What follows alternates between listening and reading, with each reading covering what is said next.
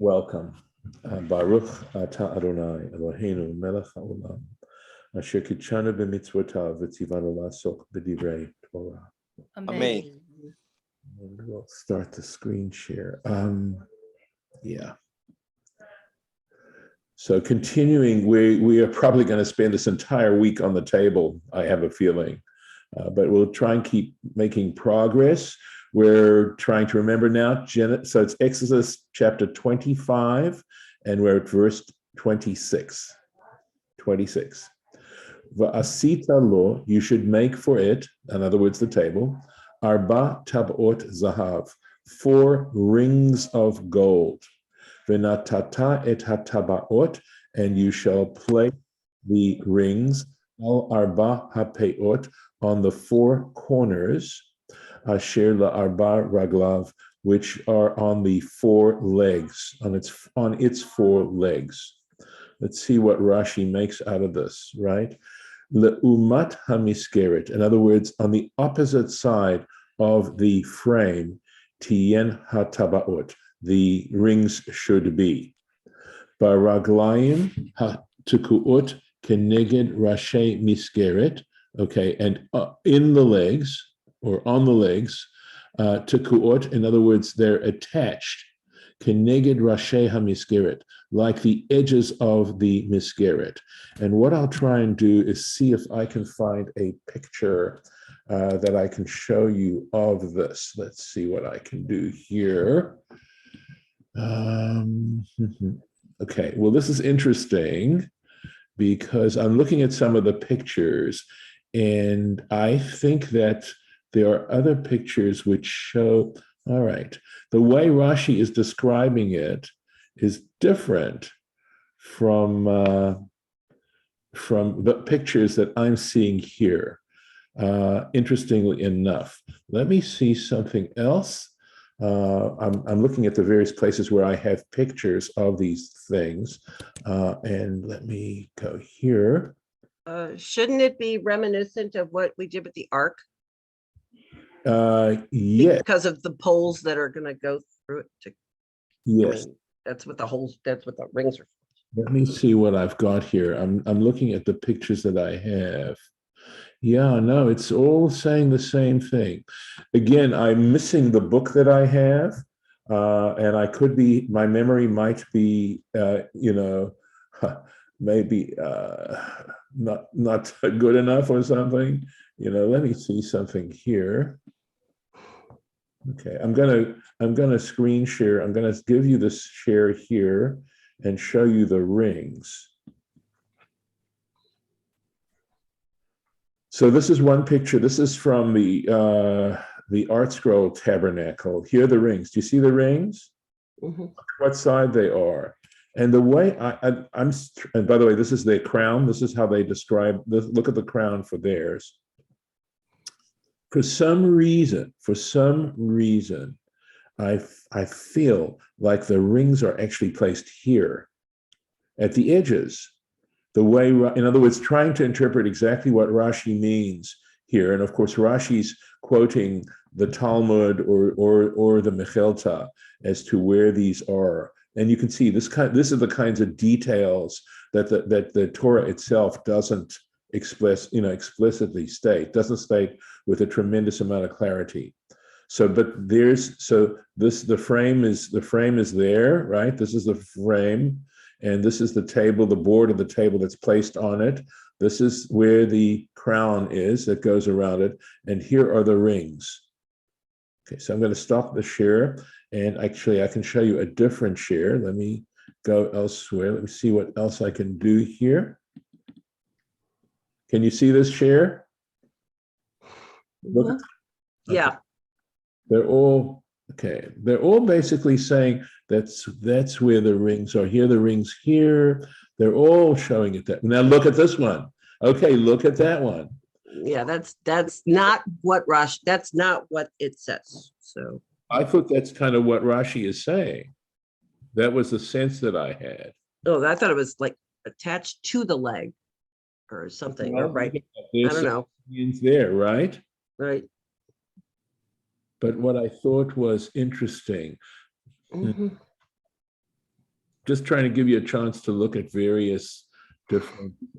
Yeah, look at this one here. This appears to be on the ends, right? Just so it's not, I guess there may be just differences of opinion as to where those rings exactly were. Okay, I'm going to stop. I think Now go over to the altar one, and you'll see the same thing.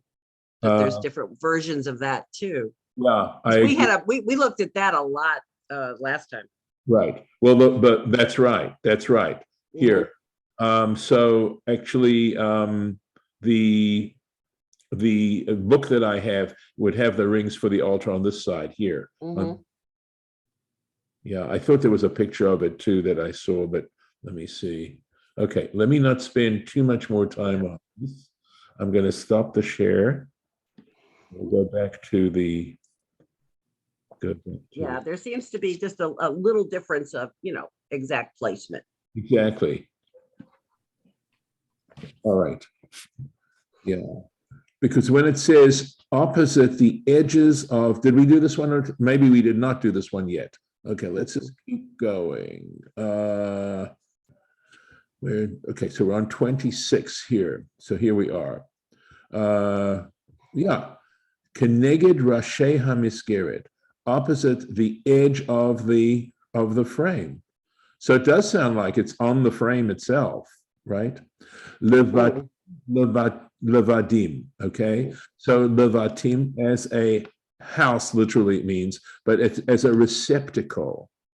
So understanding the word bayit basically means inside, okay? The idea of having an inside as opposed to an outside. And levadim means for the staves that they use to carry the tabernacle. Otan tabaot. So again, Rashi puts it into his own words, right? Otan tabaot, those self-same rings, yihu batim, they should be receptacles, lahachnis bahem habadim, to place inside of them the staves, the poles. Levatim. So Rashi's now analyzing a little bit the language because levadim, wow, language here.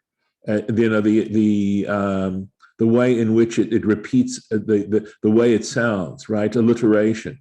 Oh, total change of subject now, not total, but change of subject is, remember, I couldn't think of the source of where I had gotten the ideas of the tabernacle actually being the parts of the body, the sense, the Holy of Holies being the cranial cavity, etc.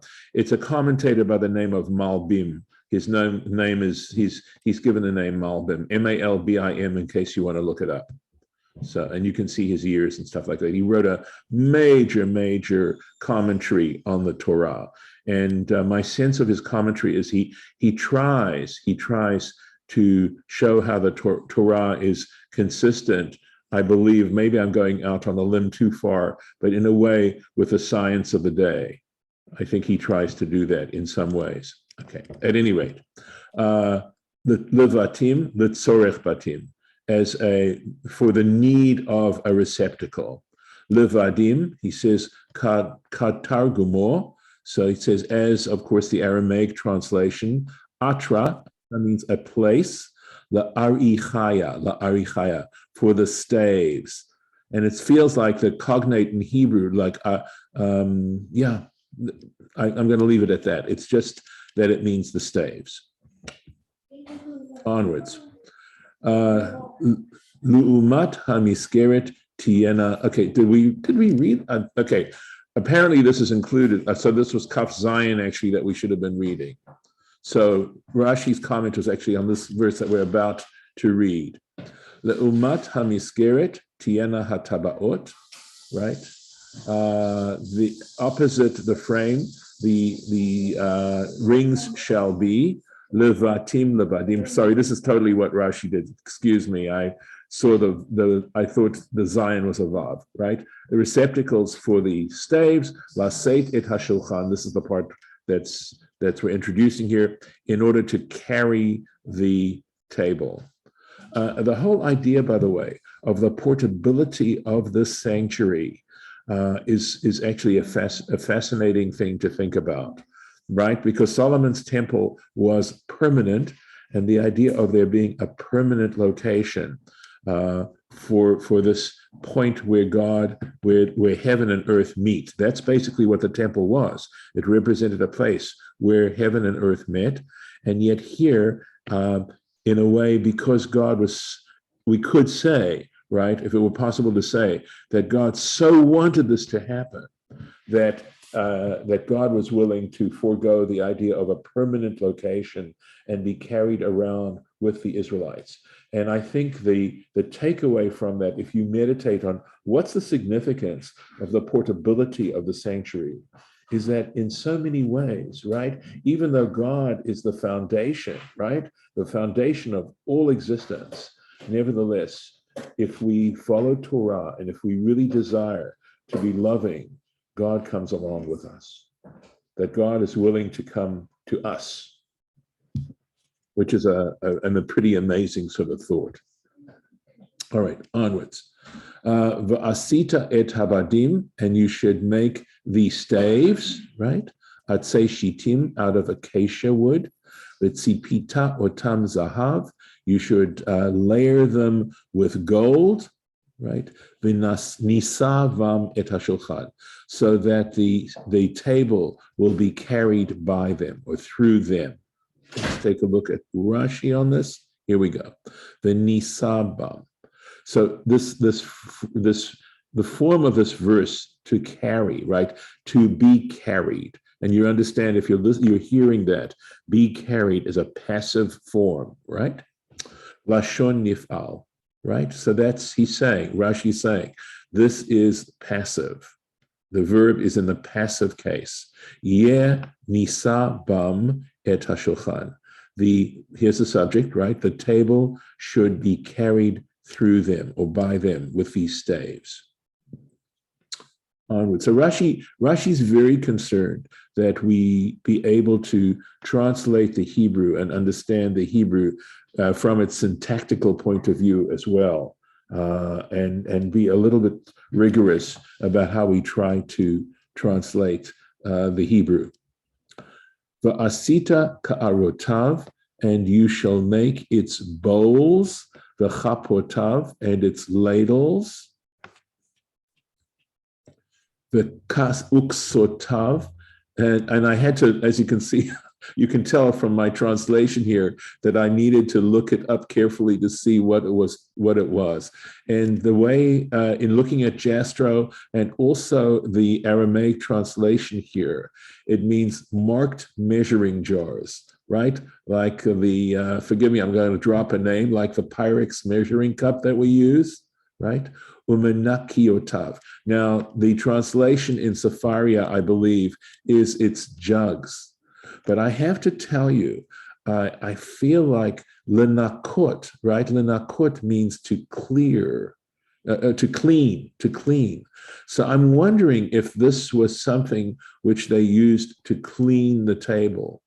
But the reason why you don't go that way possibly is because it says asher yusach bahem, by means of which you should pour libations, right? That somehow, I guess they're pouring something on the bread, possibly olive oil or something like that. Zahav ta'or tasem otam, you should make them out of pure gold. So let's go back. So Yeah. Should I tell you how Chabad translates it? Absolutely. Go for it. It says, you shall make its forms, its spoons, its half pipes, and its supports with which it will be covered. So that's that, right. So right. So usually nesech, right, is understood as a libation. But what Chabad is referencing is Rashi. And I can go back. Let me see if I can find the picture for you. I'm going to go back to the screen share, and I showed you yesterday in one of the pictures. Let me see if I can find it again. May have to hold on one second while I do this. Okay. Okay. I think this will show it. Let me see. No, I may have to. I thought there might be a picture of it. Again, the book is so useful in this regard, and you have to forgive me. Okay, so I'm going to look carefully and see if I can find a good diagram of this for you. Oh dear. Let's see if this one, I don't know if this, we have to look at the table at an angle is what happens in order to, okay. But there was a picture that I remember showing you yesterday that if you looked carefully, you could see what they were talking about. I'm looking for it, forgive me, while I'm taking up your time doing this. Sorry. There are lots of pictures of tables, but not a lot of them have, none of these things have what I'm looking for to show you. And I don't know exactly where I saw it yesterday when I showed you. This might be okay. Sorry, there are tons and tons of pictures. See, I'm trying elsewhere here. Okay. I may just have to sort of walk you through this as best as I can. All right, let me try this. It's not going to do exactly what I would like, but I'll do the best I can. Hold on a second. Okay.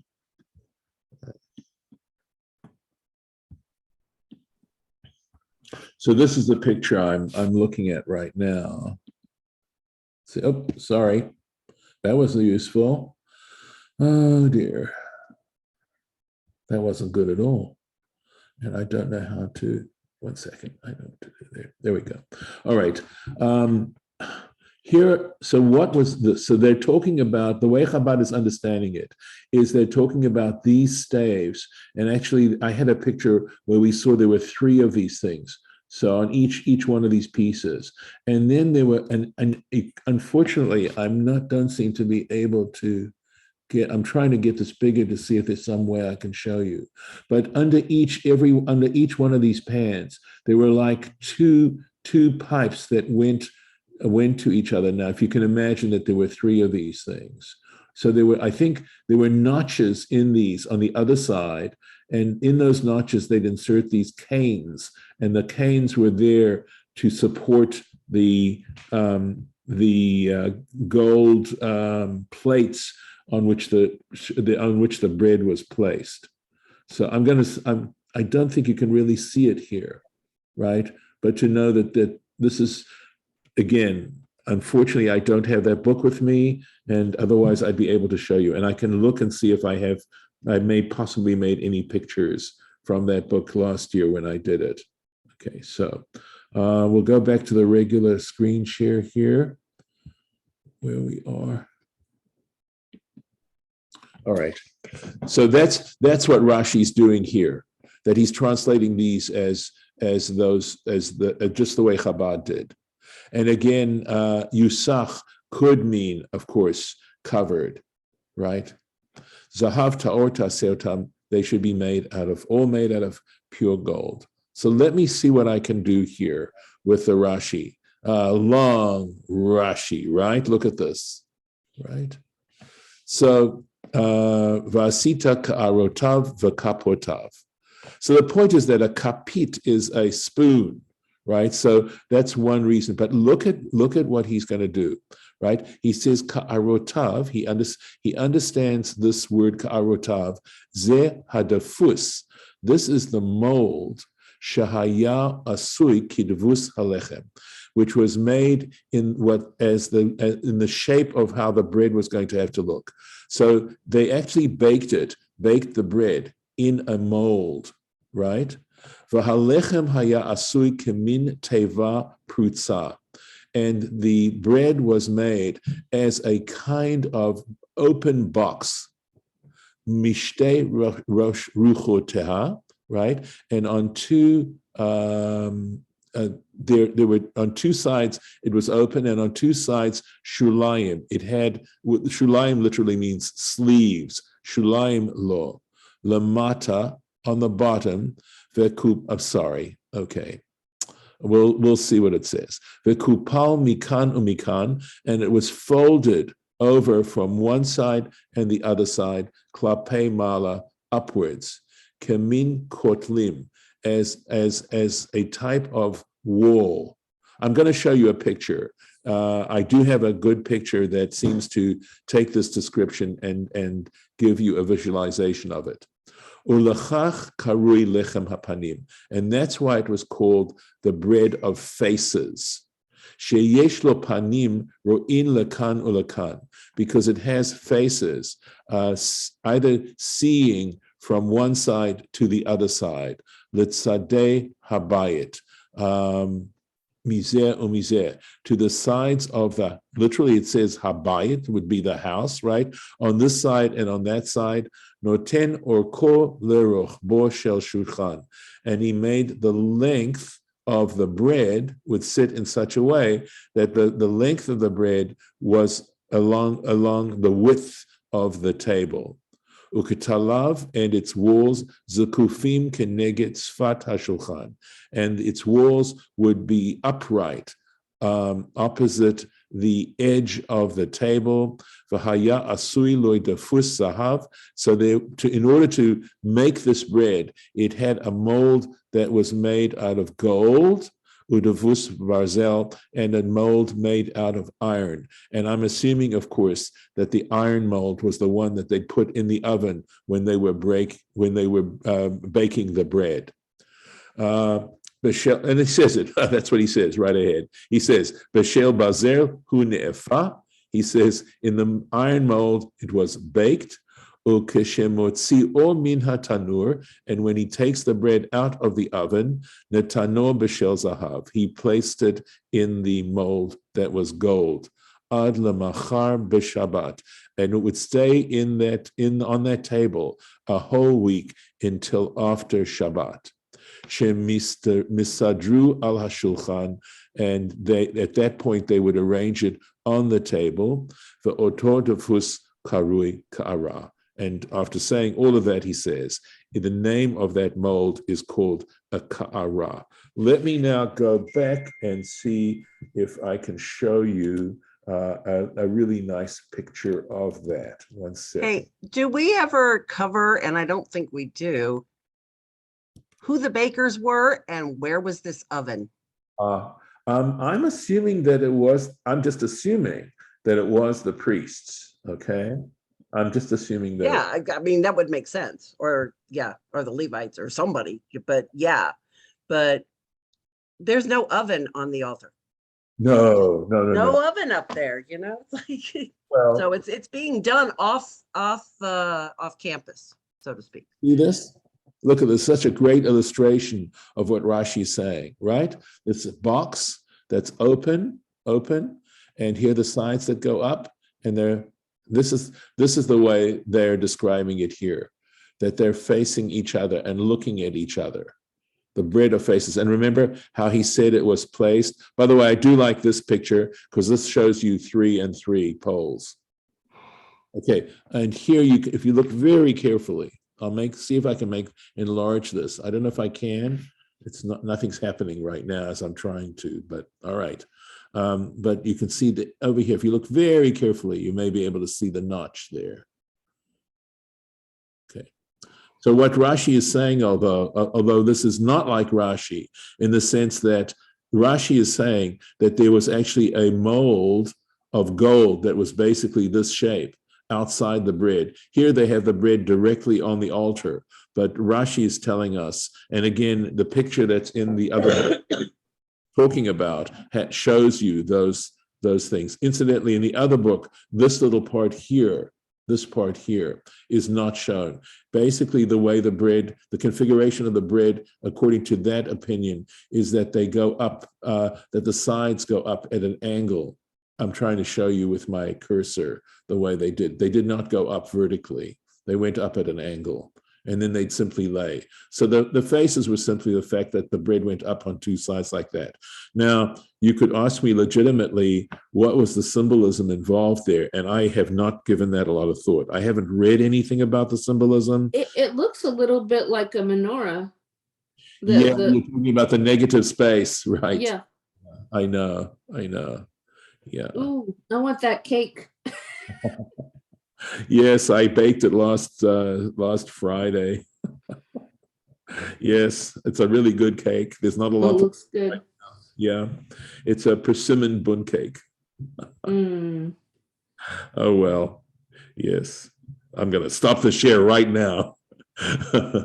You could do a better share now. I'll show you how much is left of the cake right now. Wait a minute. Go back to the bar mitzvah pictures. What? I'll be happy to send you pictures of a recipe of the cake if you want. Okay.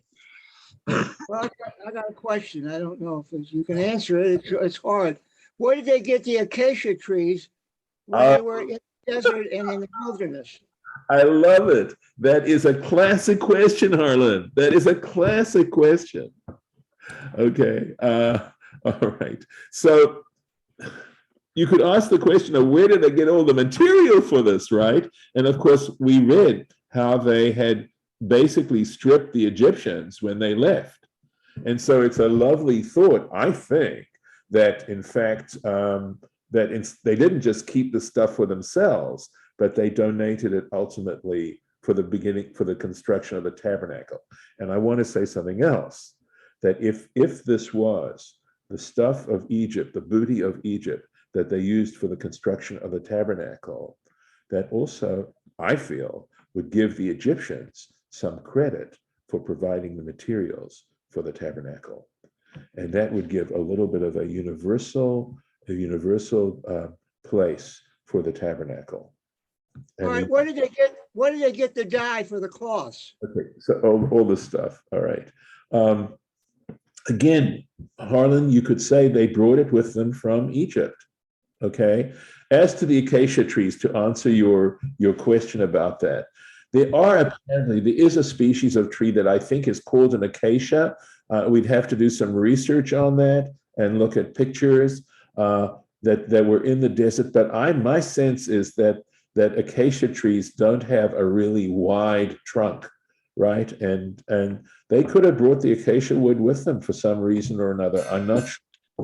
It also could be a scrub tree. Yeah. And I don't know, honed in on acacia because of a Bialik poem about that the acacia tree tells secrets in the future. Vahashita potrachido umagida yatido. I wonder what he says. Janet just sent me some wonderful pictures that I'm going to add to I'm adding them to my photo library, and I'm going to see if they're showing up there at this point, and I'm going to take the share while we have time. Hold on a second. I looked it up. It's kind of like a mimosa tree, but they are actually showing that branches itself are pretty much like poles. Oh. They don't, they don't go that way. They're more even. I know that Solomon got the trees from the king of Tyre, but where did the acacia trees come from in the wilderness? I understand. Give me a second here. I'm going to try and it's more of a shrub. It's more of a plant. And that's precisely why I wasn't. Than a tree, apparently. Isn't this beautiful? Look. Yeah, it is. Now you see. Now you see. These are we're talking about this is also the last two things, right? How Rashi translates these particular pieces and these particular pieces. Let me see if I can go to the next picture. Yeah, here we go. Here's the dish. No, right? that makes sense. Okay. Okay, right. Let's see. And here, again, just a little more detail, a different opinion, perhaps. Mm-hmm. But this is basically the way I understand it. but it's really hard to, okay, aesthetically, which of these two pictures do you think, can I objectively say that one of these two pictures is aesthetically more pleasing than the other? Yes. I mean, I don't think there's any question that is far more aesthetically appealing than this. The rings wouldn't work on the second one. Yeah, I agree. Yeah, how would they? There's no place to put the poles. I know, but apparently Mizrahi's understanding, right? But you're right. They're going to have a real problem there, unless he's saying they drilled a hole in that. But yeah, true. But they are trying to be, I will say this is the thing about Art Scroll, and that is that they try to be rigorous and they check all the sources. All right. So, okay, we are going to today's Rosh Chodesh, so it's a long davening. Let me stop the share. And at this, I got one more question, but I don't know. But it pertains to the bread. They were getting manna, not bread. I don't know where they got the bread. Hold the question. I think we can talk about it and tomorrow. Or tomorrow, but Thursday. Not tomorrow. Right, Thursday. Correct. Okay. Thank you. I'm going to stop the recording.